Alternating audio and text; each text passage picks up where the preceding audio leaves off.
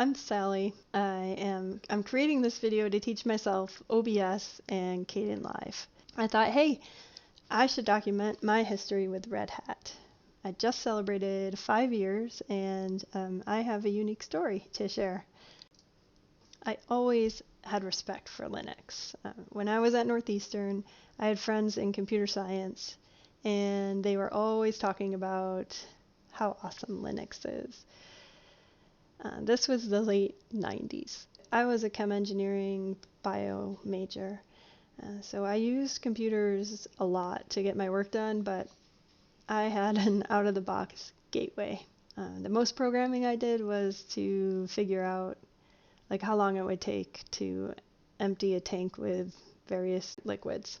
So fast forward 5 years ago, I was finishing a program at UMass Lowell in IT.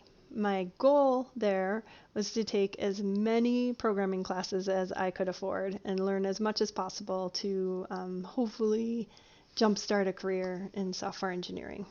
I had earned a bachelor's degree, years ago, but I never settled into a career. I traveled a lot, I did other things, and then I became a mom, and it just was never the right time. So that feeling that I was meant to do something, it gnawed at me for a few years before I finally started this program at UMass. So I live in Westford, and there's a big Red Hat office there, and every day I would drive by that building and I would think to myself, how at this point in my life will I ever have enough experience to apply for a job there? It didn't seem possible. But then I'll never forget, I was talking to some dad friends of mine. They work at Red Hat. In that conversation, they were like, hey, you should apply for an internship. We give internships every year at Red Hat. And so I did. And after about 5 interviews of me trying to get around the fact that I had no experience and no, I hadn't started any cool projects in my free time. Basically, I was potty training one kid and teaching another kid how to write her name. And they could have focused on that, on my lack of experience, but instead they saw my potential and they gave me a chance. So it's February 2015. I started as an intern at Red Hat. I was on this new project that I'd never heard of, OpenShift. On day one, my biggest mentor, Harrison Rips, he explained to me that we were undergoing a huge rewrite, porting everything from Ruby to this new language, Go, and we were bringing in this cool new open source project, Kubernetes, and another open source project, Docker.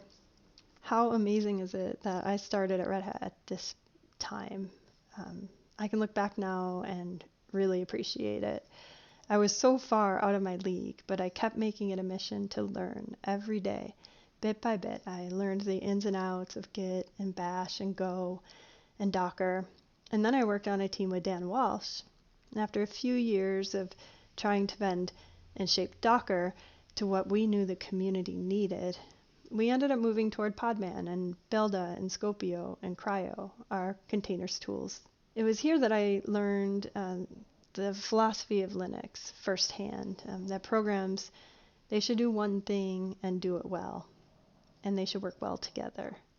Breaking down Docker into those distinct tools allowed for more security throughout all of OpenShift and more security and control in the lifecycle of an application. Yay, I was hired.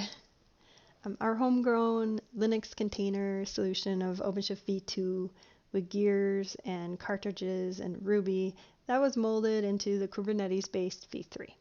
I was one of the last engineers standing on v2. I was maintaining OpenShift Online and fixing bugs in Ruby. And then we evolved that into v3, and that's when I really started working with Kubernetes. Just when we were patting each other on the back for the successful transition from v2 to v3, CoreOS joined Red Hat. When CoreOS came on board, we quickly got to work on the 2 biggest pain points with OpenShift v3, installs and upgrades. CoreOS and Red Hat Atomic joined forces and became RHEL CoreOS. It's an immutable operating system that's built specifically to run Kubernetes and containers workloads. The installer was overhauled and rewritten also. Naturally, this became the evolution of v3 to v4. Also at this time, Kubernetes and Red Hat were moving toward operators. Operators in Kubernetes are programs that manage custom resources. Custom resources are defined objects that extend the Kubernetes API. An operator manages its CRDs through controllers, and an operator keeps everything in a known good state. Many operators ensure that your OpenShift cluster is always reconciling to its declared known good state.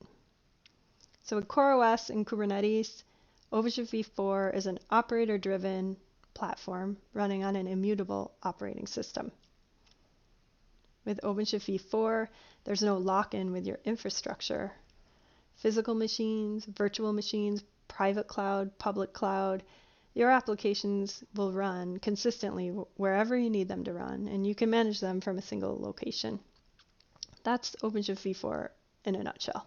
So with Red Hat, CoreOS, Kubernetes, custom resources, operators, OpenShift v4 is now packaged as a reference of over 100 separate images. Each is a separate operator-driven application.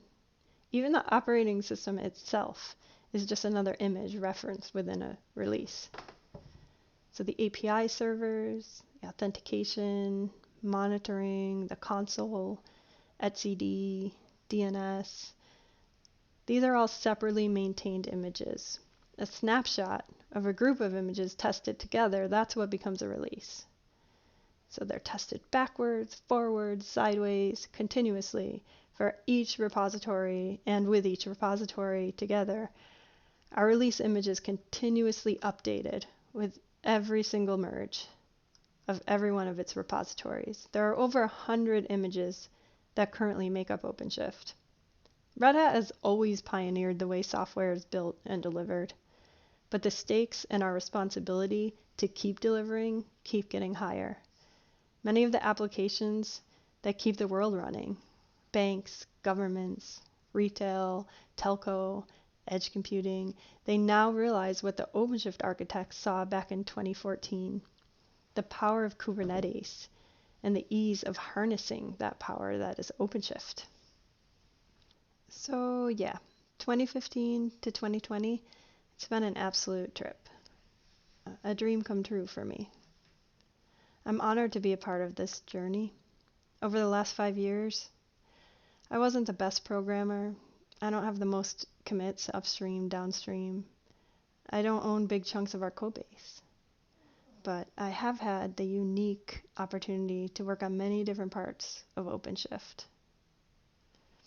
I learn a little bit more every day.